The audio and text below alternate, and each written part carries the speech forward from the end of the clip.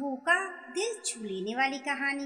रवि ने जैसे ही फ्लैट की घंटी बजाई, अंदर से आती बर्तनों के पटकने की आवाज ने उसे सचेत कर दिया।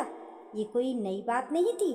पिछले 6 महीनों से, जब से उसकी माँ गायत्री देवी गांव वाला पुश्तैनी मकान बेचकर उनके साथ शहर रहने आई थी, घर का माहौल किसी कुरुक्षेत्र से कम नहीं था। रवि ने थके हुए कदमों से दरवाजा खोला। सामने का नजारा वही था जिसका उसे डर था।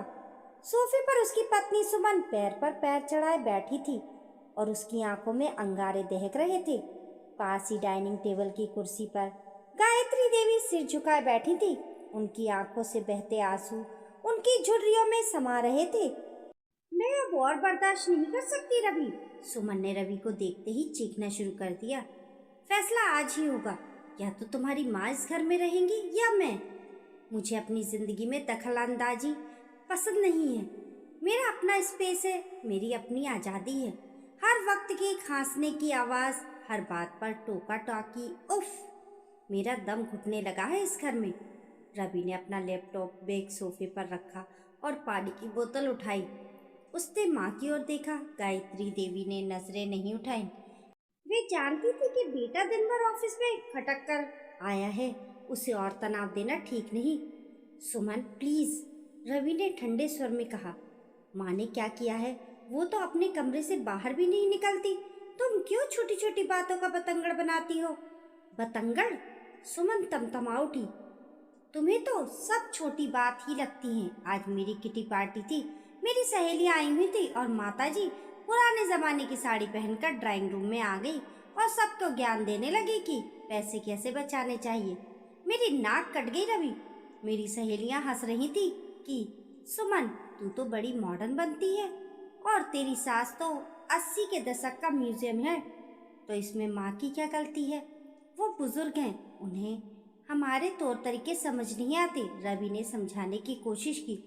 बस, मुझे कोई सफाई नहीं सुननी, सुमन ने अल्टीमेट दे दिया। मेरे पास एक ही रास्ता है, शहर के बाहर जो सुकून निकेतन है, वहाँ इनकी बात करो। वहाँ इनकी उम्र के लोग मिलेंगे, भजन कीर्तन करेंगे, सुख रहेंगे।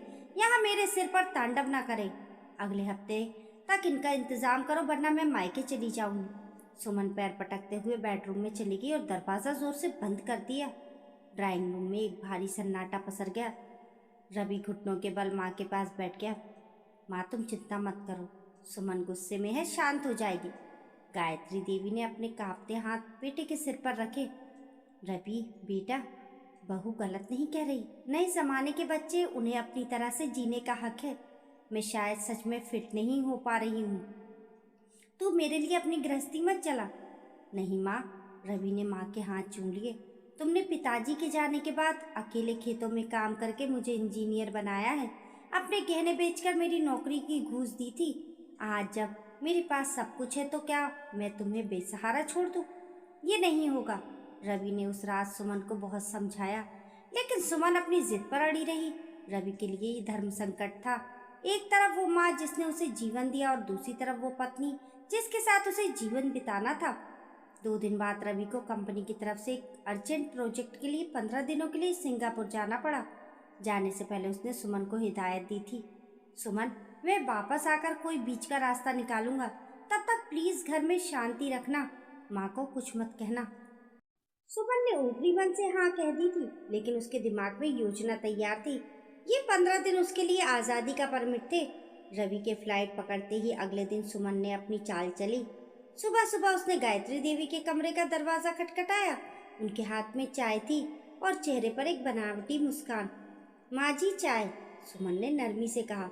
गायत्री देवी हैरान रह गई। सुमन ने कभी उन्हें सीधे मुंह चाय नहीं दी थी। माँ जी, मैंने सोचा रवि सही ही कहते हैं, हम लड़कर क्यों रहे। अच्छा, एक बात बतानी थी। मेरी मौसी का एक बहुत बड़ा आश्रम है ऋषिकेश में। वहाँ आजकल बहुत बड़ा यज्ञ चल रहा है। आप हमेशा कहती है ना कि आपको गंगा किनारे जाने का मन है, तो क्यों ना इन 10-12 दिनों के लिए आप वहाँ घूम आए। रवि के आने तक आप वापस आ जाइएगा, आपका मन भी बहल जाएगा। गायत्री देवी का चेहरा खिल उठा। सच बहू? पर रवि को बताए भी ना? अरे, रवि को मैं सरप्राइज दूंगी, वो भी खुश होगा कि आप तीर्थ कर गई। मैंने गाड़ी बुक कर दी है, आप बस अपना ज़रूरी सामान रख लीजिए, वहाँ सब सुविधाएं हैं। भोली गायत्री देवी बहू के इस अचानक बदले व्यवहार को समझ नहीं पाई। उन्हें लगा शायद बहू सच में सुधर गई है। उन्होंने जल्दी जल्दी अपने थोड़े बहुत कपड़े और रामायण की किताब एक छोटे बैग में रख ली। दोपहर में एक टैक्सी आई। सुमन ने ड्राइवर को कुछ पैसे और एक पर्ची थमाई। गायत्री देवी को बैठाते समय उसने कहा, आराम से जाइएगा माँ जी। गाड़ी धूल उड़ाते हुए निकल गई। सुमन ने राहत की सांस ली। भला टली, उसने बुदबुदाया। उसने ड्राइवर को ऋषिकेश नहीं बल्कि शहर से 60 किलोमीटर दूर एक सरकारी और बेहद सस्ते वृद्धाश्रम अंतिम पड़ाव का पता दिया था। उसने ड्राइवर को सख्त हिदायत दी थी कि बुढ़िया को गेट पर छोड़कर कहना कि बेटा कल आकर फॉर्म भरेगा, अभी इमरजेंसी है। 15 दिन बीत गए। रवि वापस लौटा। उसके हाथ में माँ के लिए सिंगापुर से लाई हुई एक इलेक्ट्रॉनिक मालिश मशीन थी, जिससे उनके घुटनों के दर्द में आराम मिल सके। घर में घुसते ही उसे एक अजीब सी खालीपन का एहसास हुआ। वह सीधे माँ के कमरे की तरफ गया। कमरा खाली था। बिस्तर पर चादर करीने से बिछी थी, लेकिन माँ की दवाइयाँ, उनकी रामायण और उनकी चप्पलें गायब थी। सुमन, रवि ने आवाज दी। सुमन किचन से निकली, चेहरे पर वही आत्मविश्वास। आ गए आप? फ्रेश हो जाइए, मैं कॉफी बनाती हूँ। माँ कहाँ है? रवि ने बेचैनी से पूछा। ओह माँ जी, सुमन ने बहुत ही सहजता से झूठ बोला। वो आपकी बुआ जी का फोन आया था गांव से। उनके घर में कोई पूजा है, माँ जी को बहुत जिद करके बुला लिया। कह रही थी हफ्ते 10 दिन में आ जाएंगी। बहुत खुश थी तो मैंने भी मना नहीं किया। रवि को थोड़ा अजीब लगा। बुआ जी से माँ की बात तो सालों से बंद थी, फिर अचानक पूजा। मैंने बुआ को फोन लगाया था, उनका नंबर नहीं लग रहा। रवि ने फोन चेक करते हुए कहा, हाँ वो गांव में नेटवर्क की दिक्कत रहती है ना। सुमन ने बात संभाली। आप चिंता मत कीजिए, वो ठीक है। उन्होंने कहा था कि वहां पहुंचकर किसी के फोन से बात करेंगी। रवि ने बात मान ली, लेकिन उसका मन नहीं माना। माँ बिना बताए, बिना उससे बात किए चली गई। ये उनके स्वभाव के विपरीत था। दिन बीतते गए, 1 हफ्ता हो गया। रवि की बेचैनी बढ़ती जा रही थी। माँ का कोई फोन नहीं आया। जब भी वह सुमन से पूछता, सुमन कोई ना कोई बहाना बना देती। अभी बात हुई थी, आप सो रहे थे। वो पड़ोस में गई है, वहाँ फोन खराब है। रवि को सुमन के व्यवहार में भी एक बदलाव नजर आ रहा था। वह अब माँ के कमरे को स्टोर रूम बनाने की तैयारी कर रही थी। उसने माँ का पलंग हटाकर वहाँ अपनी सिलाई मशीन और एक्स्ट्रा सामान रख दिया था। तुम माँ के कमरे का हुलिया क्यों बदल रही हो? वो वापस आएंगी तो क्या कहेंगी? रवि ने टोका। अरे आने तो दो, तब तक जगह का इस्तेमाल तो हो, सुमन ने लापरवाही से कहा। एक शाम रवि अपने ऑफिस की फाइलों में उलझा था, तभी लैंडलाइन फोन बजा। आजकल मोबाइल के ज़माने में लैंडलाइन कम ही बजता था। रवि ने फ़ोन उठाया। हेलो, क्या मैं श्री रवि शर्मा से बात कर रहा हूँ? उधर से एक गंभीर आवाज़ आई। जी मैं रवि बोल रहा हूँ। जी मैं अंतिम पड़ाव वृद्धाश्रम से अधीक्षक बोल रहा हूँ। आपकी माताजी श्रीमती गायत्री देवी हमारे यहाँ पिछले 20 दिनों से हैं। रवि के पैरों तले जमीन खिसक गई। क्या? वृद्धाश्रम? लेकिन वो तो बुआ के घर। सर वो यहाँ है, और आपको सूचित करना जरूरी था कि कल रात बाथरूम में गिरने की वजह से उन्हें गहरा आघात लगा है। उनकी हालत बहुत नाजुक है। वो बार बार आपका नाम ले रही हैं। जिस टैक्सी ड्राइवर ने उन्हें छोड़ा था, उसने रजिस्टर में ये लैंडलाइन नंबर इमरजेंसी के लिए लिखवाया था, जो हमें उनके बैग की तलाशी लेने पर एक पर्ची में मिला। रवि के हाथ से रिसीवर छूटते छूटते बचा। उसका दिमाग सुन्न हो गया था। आंखों के सामने सुमन का मुस्कुराता चेहरा और उसके झूठ घूमने लगे। बुआ का घर, पूजा, नेटवर्क नहीं है, सब झूठ, सफेद झूठ। उसने मुड़कर देखा। सुमन बेडरूम में टीवी देख रही थी और हंस रही थी। रवि को उस हंसी में एक क्रूरता नजर आई। उसने कुछ नहीं कहा। इस वक्त सवाल जवाब का समय नहीं था, माँ की जिंदगी का सवाल था। रवि ने गाड़ी की चाबी उठाई और आंधी की तरह घर से निकल गया। 60 किलोमीटर का रास्ता उसने कैसे तय किया, उसे खुद पता नहीं चला। उसकी आंखों से आंसू बह रहे थे और दिल में एक ही प्रार्थना थी, बस एक बार माँ मिल जाए। आश्रम पहुंचकर वह सीधे आईसीयू की तरफ भागा। वहां एक पुराने जंग लगे पलंग पर गायत्री देवी लेटी थी। उनके सिर पर पट्टी बंधी थी और हाथ में ड्रिप लगी थी। वे बेहद कमजोर लग रही थी। आश्रम की दशा देखकर रवि का कलेजा फट गया। गंदे फर्श, सीलन भरी दीवारें, उसकी माँ जो साफ सफाई की इतनी शौकीन थी, यहाँ कैसे रही होगी। माँ, रवि उनकी खाट के पास घुटनों के बल गिर गया। गायत्री देवी ने धीरे से आंखें खोली, धुंधली नजरों से बेटे को पहचाना। उनके सूखे होंठों पर एक फीकी मुस्कान आ गई। रवि, तू आ गया बेटा। आवाज इतनी धीमी थी कि रवि को कान पास ले जाना पड़ा। माँ, मुझे माफ कर दो, मैं तुम्हें यहाँ छोड़कर नहीं गया था, मुझे पता ही नहीं था। सुमन ने कहा, तुम बुआ के घर। रवि बच्चों की तरह फफक पड़ा। गायत्री देवी ने रवि का हाथ अपने हाथों में लिया। मैं जानती हूँ बेटा, मैं जानती हूँ तू ऐसा नहीं कर सकता। बहू ने कहा था कि तू चाहता है मैं यहाँ रहूँ। उसने कहा कि तू मेरे कारण खुश नहीं है, तेरी गृहस्थी टूट रही है, इसलिए मैं चुप रही। मैंने आश्रम वालों को तुझे फोन करने से मना कर दिया था। मैं नहीं चाहती थी कि तेरी और सुमन की लड़ाई हो। रवि सन्न रह गया। सुमन ने ना सिर्फ उसे धोखा दिया था, बल्कि माँ के मन में ये जहर भी घोला था कि बेटा उन्हें नहीं चाहता। इतना बड़ा षड्यंत्र। माँ, अब मैं तुम्हें कहीं नहीं जाने दूंगा, चलो घर। रवि ने खड़े होकर डॉक्टर को बुलाया। 2 दिन बाद रवि माँ को लेकर घर लौटा। गायत्री देवी की हालत अब खतरे से बाहर थी, लेकिन उन्हें व्हीलचेयर की जरूरत थी। जब रवि ने डोरबेल बजाई तो सुमन ने दरवाजा खोला।